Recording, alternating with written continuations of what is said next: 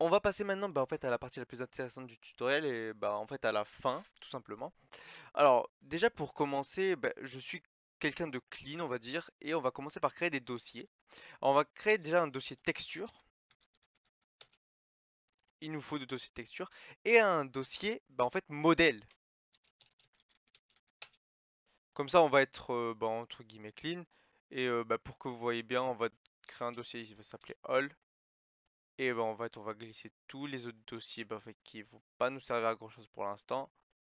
Au moins, en fait, ça va être tout simplement propre. Ouh là là, petit lag. Et bon, on continue. Donc, dans modèle, en fait, ça va être très simple. On va récupérer notre, notre FBX, notre magicien sombre final qu'on avait fait sur Blender tout à l'heure. On le récupère et on le glisse tout simplement en bas. Là-bas, en fait, on a notre, tout simplement, on a notre magicien des ténèbres. Mais on va pas se servir tout de suite. On va aller dans texture et on va créer les textures au préalable. Comme ça, notre magicien des ténèbres, il aura une belle couleur, etc.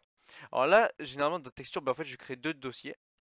Alors, je crée un dossier base et un dossier matériel. Vous allez comprendre pourquoi. Dans le dossier base, c'est très simple. On va repartir sur notre dossier, Vuforia Test, aller dans Dark Magician et les trois images qui correspondent aux textures, on va les prendre et on va les copier directement ici. Là, on aura nos trois images de texture. Là, on voit qu'on a sa tête, ses cheveux et sa robe. On a nos trois images de base. Et on va aller dans matériel. Et dans matériel, on va créer du matériel tout simplement. On va le créer le 1. Quand en fait vous avez plusieurs monstres, il ne faut pas créer 1, 2, 3 comme moi. Là, je le fais rapidement pour vous montrer. Mais quand vous avez plusieurs monstres, essayez de les différencier assez facilement. 2 et en fait 3 tout simplement. Et là, vous allez me dire qu'est-ce qu'on fait. Là, tout simplement, on va cliquer sur 1 par exemple. Enfin sur un par exemple, non, en fait on va cliquer sur un. On va descendre, on va aller dans Legacy Shader et dans Diffuse. Donc Shader, Diffuse. Et dans Diffuse on va Select ici et on va mettre le 1. Et là notre matériel il sera imprégné de l'image qu'on aura importé directement sur Unity. On fait pareil pour le reste, Diffuse, et on met le 2. Pour le 3, en fait ça va être exactement la même chose. Ouh là là, je fais une petite bêtise. Legacy, Diffuse et le 3. Là, on a toutes nos textures. C'est pour ça que j'ai créé plusieurs dossiers différents. Voilà. Ensuite, maintenant, il faut que notre logiciel, dès qu'il voit en fait la carte du magicien sombre, il puisse directement le faire apparaître. C'est pour ça qu'il faut qu'on inclue la carte dans notre programme. Et c'est pour ça que tout à l'heure, on a inclus la database si vous préférez, dans notre projet Unity. Là, qu'est-ce qu'on va faire? On va aller dans AR Camera. Et sous l'arrière caméra, parce qu'en fait il faut que l'arrière caméra ait l'ascendant sur les images target, parce que si on ouvre les images target avec une caméra normale, il va rien se passer. C'est pour ça qu'il faut qu'elle soit sous l'arrière caméra. Tout simplement ce qu'on va faire, c'est qu'on va ouvrir, on va cliquer dessus, clic droit, Vue Fourier Engine, image target. Là on voit que c'est une sous-catégorie qui est en dessous, et l'image target, on va la renommer magicien.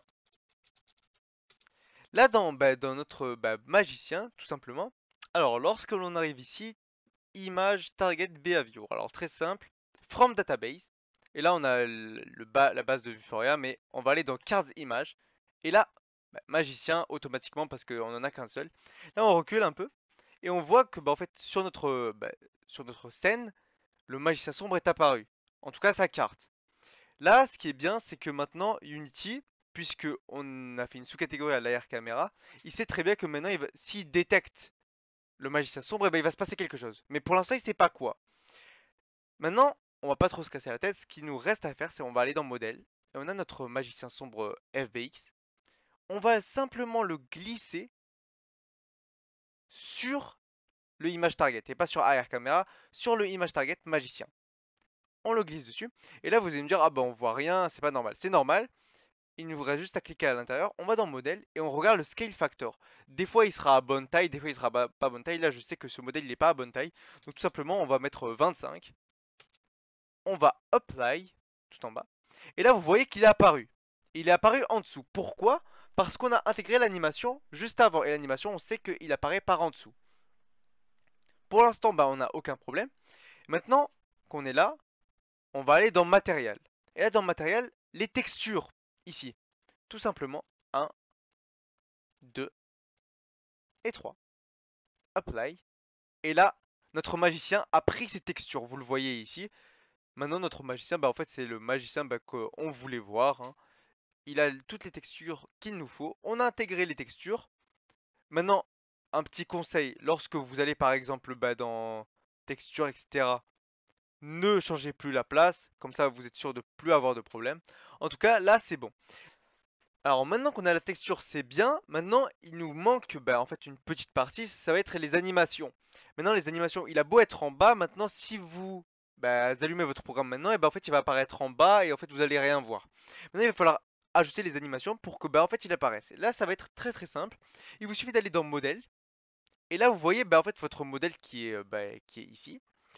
Et on a ces animations qui sont ici, mais on va pas bah, s'en soucier pour le moment. On ouvre. Et on voit bah, en fait modèle skeleton 1. Donc là c'est là où bah, il va apparaître, on le voit en bas, ici. Et on a bah, en fait la deuxième là où bah, il va stagner. On va pas s'occuper des 3 et 4 parce qu'en fait elles vont nous servir à rien pour l'instant. J'ai pas très envie qu'il bah, défende. Et j'ai pas très envie qu'il attaque pour l'instant. Je vais simplement vous montrer, bah en fait je vais aller au plus simple. Et on va garder bah, l'animation là où il l'invoque, là où il apparaît. Et l'animation là où bah, en fait il va stagner. On va prendre bah, l'animation là où il apparaît. On la copie jusqu'ici. Elle apparaît. Et on prend la deuxième, on la copie jusqu'ici, elle apparaît. Là, vous allez me dire qu'est-ce que ça a changé. Simplement, on va aller dans Animator, on va appuyer ici, et on voit ici que on a un tri, ça veut dire bah, quand ça se lance, et on a un lien prioritaire vers la motion A. Ce qu'on va faire, c'est qu'on va juste make transition vers la motion B. Ça veut dire que dès que la motion A elle sera finie, bah, la motion B elle va se lancer. Sauf que le problème, c'est qu'on n'en a pas fini avec les problèmes parce que même si la motion B elle se lance, bah, en fait, il va rien se passer. Elle va rester le temps défini. Et en fait, après, elle va s'arrêter. Et notre modèle, bah, en fait, il va juste stagner. Donc maintenant, comment remédier à ça? On va simplement cliquer bah, en fait, sur notre modèle de base, celui qui est en bas. Et là, on voit, bah, en fait, notre motion A, par exemple, elle est ici.